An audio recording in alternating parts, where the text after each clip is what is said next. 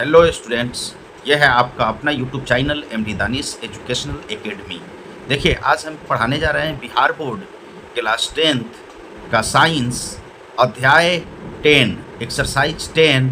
देखिए, इसमें आज हम क्वेश्चन आंसर बताएंगे बिहार बोर्ड से रिलेटेड, जो एग्ज़ाम में पूछा जाता है और वीवीआई क्वेश्चन होता है जिसको बच्चे एग्ज़ाम में अक्सर छोड़ देते हैं। देखिए, इस चैप्टर को आज हम स्टार्ट करते हैं। ये बहुत वीवीआई क्वेश्चन है, इससे गेस्ट पेपर सब में भी देखिएगा कि 10th बोर्ड के गेस्ट पेपर में भी ये सब क्वेश्चंस भरा हुआ रहता है। ये एनसीईआरटी का पूरा सॉल्यूशन है और इसके साथ साथ हम टॉपिक को आपको क्या करेंगे, पूरा कंप्लीट कर देंगे। देखिए, सॉल्यूशन के साथ साथ क्वेश्चन आंसर के साथ साथ इस पूरे चैप्टर को हम इसी टॉपिक में, इसी क्वेश्चन आंसर सेशन में हम पूरे चैप्टर को क्या करेंगे, आपको कवर करेंगे। देखिए, और एक्सप्लेन करने की कोशिश करेंगे ताकि आपका बिहार बोर्ड का जो 2027 का एग्ज़ाम हो वो अच्छा हो। तो देखिए, मानव नेत्र यहाँ पर हमारा है, मानव नेत्र तथा रंग बिरंगा संसार अध्याय 10th। देखिए, NCERT class 10th Bihar board. देखिए, मानव नेत्र तथा रंग बिरंगा संसार, इसका क्वेश्चन भाग 1 लघु उत्तरीय क्वेश्चन। देखिए, ये बहुत क्वेश्चन पूछता है। देखिए, यहाँ पर समझिए, पहला क्वेश्चन क्या है, नेत्र की असमंजन क्षमता पावर ऑफ एकोमोडेशन से क्या अभिप्राय है। देखिए, नेत्र की असमंजन क्षमता पावर ऑफ एकोमोडेशन से क्या अभिप्राय है, मतलब असमंजन क्षमता से क्या समझते हैं। देखिए, यहाँ पर क्या होता है, अभिनेत्र लेंस की वह क्षमता जिसके कारण वह अपनी फोकस दूरी को आवश्यकता अनुसार संयोजित कम या अधिक करके पास और दूर की वस्तुओं को रेटिना पर स्पष्ट रूप से केंद्रित कर लेता है, नेत्र की असमंजन क्षमता कहलाती है। यह कार्य सिलियरी पेशिया, मतलब सिलियरी मसल्स के सिकुड़ने और फैलने के कारण होता है। देखिए, यहाँ पर समझिए कि नेत्र की असमंजन क्षमता क्या होता है, तो मानव नेत्र का जो सिलियरी मसल्स होते हैं, सिलियरी मसल्स जिससे मानव नेत्र का लेंस लगा हुआ होता है, वो क्या करता है, वो सिकुड़ता है और फैलता है। ज़रूरत के हिसाब से जब पुपिल में कम, मतलब कि पुतली में कम लाइट की आवश्यकता पड़ती है तो वो सिकुड़ता है, और ज़्यादा लाइट की आवश्यकता पड़ती है तो वो फैलता है। तो देखिए, उस हिसाब से वो सिकुड़ता है, फैलता है। तो नेत्र की असमंजन क्षमता उसी सिलियरी मसलों पर निर्भर करती है। देखिए, फिर एक बार समझ लीजिए, अब अभिनेत्र लेंस की वह क्षमता जिसके कारण वह अपनी फोकस दूरी को आवश्यकता अनुसार संयोजित कम या अधिक करके पास और दूर की वस्तु को रेटिना पर स्पष्ट रूप से केंद्रित कर लेता है, नेत्र की असमंजन क्षमता कहलाती है। यह कार्य सिलियरी पेशियों के सिकुड़ने और फैलने के कारण होता है, मतलब सिलियरी मसल से फैलता है और सिकुड़ता है, और रेटिना पर क्या बनती है, वस्तु की स्पष्ट इमेज, प्रतिबिंब बनती है। देखिए, ये मानव नेत्र का रंग बिरंगा संसार, ये बहुत वीवीआई क्वेश्चंस इसमें है जो एग्जाम में पूछे जाते हैं। देखिए, यहाँ पर समझिए, सामान्य नेत्र के लिए निकट बिंदु, मतलब नियर पॉइंट, और दूर बिंदु फार पॉइंट क्या है। मतलब मानव नेत्र के लिए, सामान्य नेत्र के लिए निकट बिंदु और दूर बिंदु क्या है। तो देखिए, याद रखिएगा, किसी भी वस्तु को देखने के लिए मिनिमम दूरी जो होती है वो 25 सेंटीमीटर होती है। मतलब आप अपने आँखों से 25 सेंटीमीटर की दूरी पर अगर कोई वस्तु को रखते हैं तो स्पष्ट देख पाते हैं। उससे कम दूरी पर रखेंगे किसी वस्तु को तो आप स्पष्ट नहीं देख पाएंगे। तो देखिए, निकट बिंदु वह न्यूनतम दूरी जहाँ पर रखी वस्तु को नेत्र बिना किसी तनाव से स्पष्ट देख सकता है। एक सामान्य नेत्र के लिए यह दूरी 25 सेंटीमीटर होती है। मतलब 25 सेंटीमीटर सामान्य आँख के लिए निकट दूरी होती है, मतलब इससे वो निकट की वस्तुओं को आसानी से देख सकता है। दूर बिंदु, देखिए, वह अधिकतम दूरी जहाँ नेत्र किसी वस्तु को स्पष्ट देख सकता है, समान नेत्र के लिए अनंत पर होता है।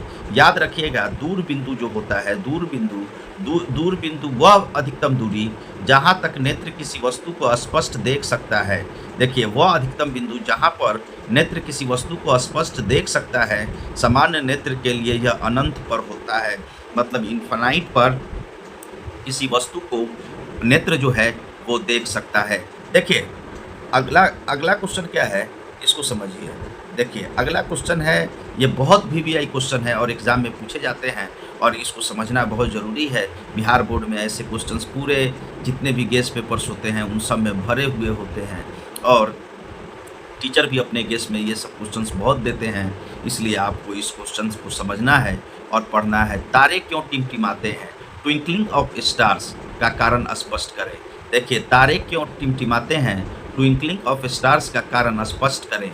देखिए, तारों का टिमटिमाना वायुमंडलीय अपवर्तन के कारण होता है। मतलब हवा है बीच में, देखिए वायुमंडल में क्या है, हवा है, हवा के कारण तारे जो है टिमटिमाते नजर आते हैं एटमॉस्फेरिक रिफ्रैक्शन के कारण। तारे पृथ्वी से बहुत दूर स्थित हैं, इसलिए वे प्रकाश के बिंदु स्रोत की तरह कार्य करते हैं। देखिए, तारे जो है पृथ्वी से बहुत दूरी पर हैं, इसलिए वे प्रकाश के बिंदु स्रोत की तरह कार्य करते हैं। जब तारों का प्रकाश पृथ्वी के वायुमंडल की विभिन्न परतों जिनका घनत्व और ताप लगातार बदलता रहता है से होकर गुजरता है, तो उसका लगातार अपवर्तन होता है। इसी कारण हमारी आंखों तक पहुंचने वाले तारों का प्रकाश कभी तेज तो कभी धीमी महसूस होती है और तारा टिमटिमाता हुआ प्रतीत होता है। देखिए, क्या होता है कि तारों का टिमटिमाना वायुमंडलीय अपवर्तन के कारण होता है। कहीं का ताप ज़्यादा है, कहीं का ताप कम है, कहीं पर प्रेशर वायुमंडलीय प्रेशर ज़्यादा है, कहीं पर वायुमंडलीय प्रेशर कम है। इसलिए क्या होता है, इसलिए कभी क्या होता है, तारे तुरंत उनकी जो है वायुमंडलीय दाब बदलती रहती है, इसलिए तारे क्या होते हैं, टिमटिमाते दिखाई देते हैं। देखिए, तारों का टिमटिमाना वायुमंडलीय अपवर्तन के कारण होता है। तारे पृथ्वी से बहुत दूर स्थिर हैं, इसलिए वे प्रकाश के बिंदु स्रोत की तरह कार्य करते हैं। जब तारों का प्रकाश पृथ्वी के वायुमंडल की विभिन्न परतों जिनका घनत्व और तापमान लगातार बदलता रहता है से गुजरता है, तो उसका लगातार अपवर्तन होता है। इस कारण हमारी आंखों तक पहुंचने वाला तारों का प्रकाश कभी तेज तो कभी धीमा महसूस होता है और तारा टिमटिमाता हुआ प्रतीत होता है। देखिए, अगला क्वेश्चन देखिए, स्वच्छ आकाश का रंग नीला क्यों दिखाई देता है? स्वच्छ आकाश का रंग नीला क्यों दिखाई देता है? स्वच्छ आकाश का रंग नीला क्यों दिखाई देता है? देखिए, स्वच्छ आकाश का नीला रंग प्रकाश के प्रकीर्णन के कारण होता है। देखिए, स्वच्छ आकाश का नीला रंग प्रकाश के प्रकीर्णन के कारण होता है। वायुमंडल में हवा के अणुएं अन्य सूक्ष्म कण उपस्थित होते हैं। जब सूर्य का सफ़ेद प्रकाश वायुमंडल से गुजरता है, तो ये सूक्ष्म कण कम तरंग दैर्घ्य वाले नीले और बैंगनी प्रकाश को सबसे अधिक बिखेरते हैं। हमारी आंखें नीले रंग के प्रति अधिक संवेदनशील होने के कारण हमें आकाश नीला दिखाई देता है। देखिए, एक बार और समझ लीजिए, स्वच्छ आकाश का नीला रंग प्रकाश के प्रकीर्णन के कारण होता है। वायुमंडल में हवा के अणु और अन्य सूक्ष्म कण उपस्थित होते हैं। जब सूर्य का सफ़ेद प्रकाश वायुमंडल से गुजरता है, तो ये सूक्ष्म कण कम तरंगदैर्घ्य वाले नीले और बैंगनी प्रकाश को सबसे अधिक बिखेरती है। हमारी आंखें नीले रंग के प्रति अधिक संवेदनशील होने के कारण हमें आकाश नीला दिखाई देता है। हमें आकाश नीला दिखाई देता है। देखिए, अगला क्वेश्चन देखिए, दृष्टि दोष किसे कहते हैं? दृष्टि दोष, उनके निवारण। देखिए, दृष्टि दोष और उनके निवारण, मुख्य 3 दृष्टि दोष होते हैं। देखिए, मुख्य 3 दृष्टि दोष होते हैं। इनके कारण निवारण को सारणी के माध्यम से समझाइए। देखिए, मुख्य 3 दृष्टि दोष कौन कौन से हैं, इनके कारण और निवारण को सारणी के माध्यम से समझाइए। मुख्य 3 दृष्टि दोषों का निवारण निम्नलिखित सारणी में है। देखिए, पहला दृष्टि दोष का नाम, लक्षण क्या होता है, उत्पन्न होने का कारण, निवारण, उपयुक्त लेंस। देखिए, निकट दृष्टि दोष मायोपिया, मतलब निकट दृष्टि दोष में नज़दीक की वस्तु क्लियर दिखाई देती है। निकट दृष्टि दोष में नज़दीक की वस्तु क्या होती है, क्लियर दिखाई देती है। पास की वस्तु स्पष्ट दिखाई देती है, परंतु दूर की वस्तु धुंधली दिखाई देती है। निकट दृष्टि दोष में पास की वस्तु स्पष्ट दिखाई देती है और दूर की वस्तु धुंधली दिखाई देती है। देखिए, उत्पन्न होने का कारण नेत्र गोलक का लंबा हो जाना। दूसरा, अभिनेत्र लेंस की वक्रता का अधिक होना। अभिनेत्र लेंस का वक्रता की अधिक होना। उचित क्षमता का अवतल कॉनकेव लेंस, अवतल लेंस, उचित क्षमता का अवतल लेंस, मतलब कॉनकेव लेंस चाहिए इसके लिए, निकट दृष्टि दोष के लिए। दूसरा, दूर दृष्टि दोष या दीर्घ दृष्टि दोष। दूर दृष्टि दोष या दीर्घ दृष्टि दोष हाइपरमेट्रोपिया, दूर की वस्तु स्पष्ट दिखाई देती है। देखिए लक्षण क्या है, दूर की वस्तु स्पष्ट दिखाई देती है परंतु पास की वस्तु धुंधली दिखाई देती है। इसका उत्पन्न होने का कारण गोलक का छोटा हो जाना, नेत्र गोलक का छोटा हो जाना, अभिनेत्र लेंस की फोकस दूरी का अधिक बढ़ जाना, अभिनेत्र की फोकस लेंस की दूरी बढ़ जाना। देखिए उचित क्षमता का लेंस उत्तल लेंस, उचित क्षमता उत्तल लेंस, उचित क्षमता उत्तल लेंस, इसके लिए उत्तल लेंस लगाना होगा। देखिए अगला है जारा दृष्टि दोष, जारा दूर दृष्टि दोष, प्री साइबोपिया, साबियोपिया। देखिए प्री साबियोपिया जरा दूर दृष्टि दोष, आयु बढ़ने के साथ पास और दूर जगह की वस्तुएं धुंधली दिखाई लगने लगती है। मतलब आयु बढ़ने के साथ पास और दूर की दोनों जगह की वस्तुएं धुंधली दिखाई देने लगती है। सिलियरी पेशियों का कमजोर होना तथा लेंस के लचीलेपन में कमी आना। देखिए इसका द्विफोकस लेंस, बाईफोकल लेंस, ऊपर वाला अवतल। देखिए आंख में कैसा लेंस लगेगा, चश्मा लगेगा, बीच से चश्मा का लेंस जो होगा डिवाइड होगा, जो चश्मा का शीशा होता है ना वो बीच से डिवाइड होगा, ऊपर वाला अवतल नीचे वाला उत्तल लेंस होता है। देखिए इस तरह से ये होता है।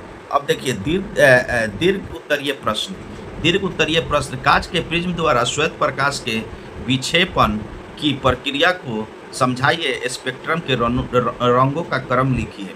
देखिए कांच के प्रिज्म द्वारा श्वेत प्रकाश के विक्षेपण, डिस्पर्शन ऑफ व्हाइट लाइट की प्रक्रिया को समझाइए, स्पेक्ट्रम के रंगों का क्रम लिखिए। देखिए जब सूर्य का श्वेत प्रकाश किसी कांच के प्रिज्म से होकर गुजरता है, देखिए जब सूर्य का श्वेत प्रकाश किसी कांच के प्रिज्म से होकर गुजरता है तो वह अपने अवयवी 7 रंगों की पट्टियों में विभाजित हो जाता है। इस घटना को प्रकाश का वर्ण विक्षेपण कहते हैं। मतलब प्रकाश की किरणें क्या होती हैं, प्रकाश की किरणें जब किसी कांच से या प्रिज्म से गुजरती है तो वो 7 रंगों में विभक्त हो जाती है। इस घटना को प्रकाश का वर्ण विक्षेपण कहते हैं और इसकी पट्टी जहाँ पर दिखाई देती है उसको स्पेक्ट्रम कहते हैं। देखिए विक्षेपण का कारण, देखिए वर्ण विक्षेपण का कारण, वर्ण विक्षेपण का, श्वेत प्रकाश में 7 रंग होते हैं, श्वेत प्रकाश में 7 रंग होते हैं और कांच में अलग अलग रंगों के प्रकाश की चाल अलग अलग होती है। इस कारण प्रिज्म के भीतर से गुजरते समय प्रत्येक रंग की किरण अलग अलग कोण पर मुड़ती है, अपवर्तित होती है। लाल रंग का झुकाव सबसे कम होता है क्योंकि इसकी तरंगदैर्घ्य सर्वाधिक होती है, जबकि बैंगनी रंग का झुकाव सबसे अधिक होता है क्योंकि इसका तरंगदैर्घ्य छोटा होता है।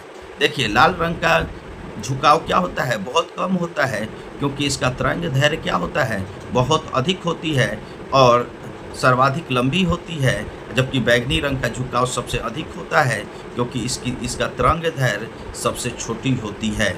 देखिए स्पेक्ट्रम के रंगों का क्रम क्या होगा, स्पेक्ट्रम के रंगों का क्रम, देखिए इसे संक्षिप्त में विबज्योर या हिंदी में बैजानिहापीनाला कहा जाता है, बैजानिहापीनाला कहा जाता है। मतलब विबज्योर में वायलेट सबसे नीचे, वायलेट वी फॉर वायलेट सबसे नीचे, इंडिगो उससे ऊपर, उसके बाद ब्लू उससे ऊपर, ग्रीन उससे ऊपर, येलो उससे ऊपर और ऑरेंज सबसे ऊपर। ऑरेंज होता है, ऑरेंज के ऊपर रेड होता है, लाल होता है। विबज्योर देखिए सबसे नीचे, विबज्योर में विबज्योर का भी सबसे नीचे होता है, उसके ऊपर सब होते जाता है और लास्ट में रेड होता है। देखिए अग्रिम सूर्योदय तथा विलंबित सूर्यास्त की परिघटना का वैज्ञानिक कारण स्पष्ट कीजिए। देखिए अग्रिम सूर्योदय तथा विलंबित सूर्यास्त की परिघटना का वैज्ञानिक कारण स्पष्ट कीजिए। देखिए वायुमंडलीय अपवर्तन के कारण सूर्य हमें वास्तविक सूर्योदय से लगभग 2 मिनट पहले दिखाई देने लगता है। देखिए क्या होता है, वायुमंडलीय अपवर्तनांक के कारण सूर्य हमें वास्तविक सूर्योदय से मतलब कि वास्तविक सूर्योदय से लगभग 2 मिनट पहले दिखाई देने लगता है तथा वास्तविक सूर्यास्त के समय 2 मिनट बाद तक दिखाई देता है। देखिए ये होता है। देखिए, वैज्ञानिक कारण पृथ्वी के धरातल के पास वायुमंडल का घनत्व सबसे अधिक होता है। देखिए, पृथ्वी के धरातल के पास वायु का घनत्व सबसे अधिक होता है और ऊपर जाने पर यह घटता जाता है। जब सूर्य की विक्षित विक्षित से थोड़ा नीचे होता है, तो सूर्य से आने वाली प्रकाश की किरणें घने वायुमंडल में प्रवेश करते समय लगातार नीचे की ओर अभिलंब की तरफ झुकती जाती है। इस निरंतर अपवर्तन के कारण हमारी आँखों को सूर्य अपनी वास्तविक स्थिति से थोड़ा ऊपर उठा हुआ प्रतीत होता है। यही कारण है कि दिन की कुल अवधि में लगभग 4 मिनट की वृद्धि हो जाती है। यही कारण है कि दिन की कुल अवधि में लगभग 4 मिनट की क्या हो जाती है? वृद्धि हो जाती है।